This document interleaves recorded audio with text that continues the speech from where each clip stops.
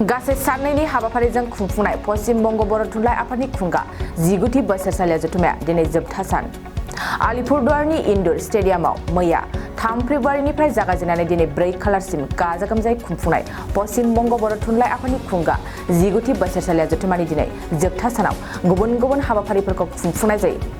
दिनैनि बे जोबथा साननि हाबाफारियाव बाहागो लाहैनाय मिरु बर' थुनलाइ आफादनि आफादगिरि तरेन बर', एमएलए लरेन्स इस्लारि, बिटिआरनि मावफुं सोद्रोमा रनजित बसुमतारी, मिरु एबसुनि लोगो नेहाथारि दिनेश ब्रह्म आरो माखासे दैदेनगिरिफोरखौ बर'नि दामजु खाम, जथा, सिफुं दामनायजों मोसानानै बरायना मेलनि जौस्राङाव लाबोनाय जायो।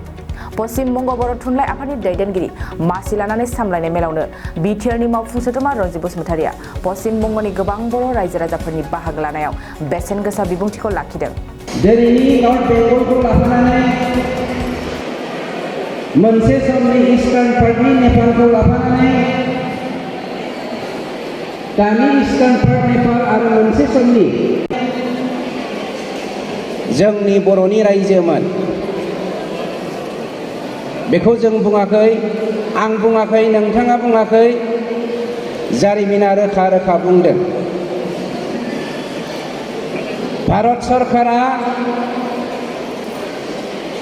इपिक्स, पुराण, गीता,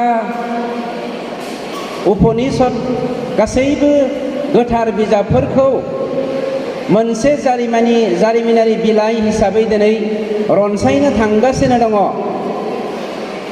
बे बेलायाव जोंनि बर'नि सिनस्रि आफाद, बर' थुनलाइ आफाद, दुलाराय बर' फरायसा आफाद,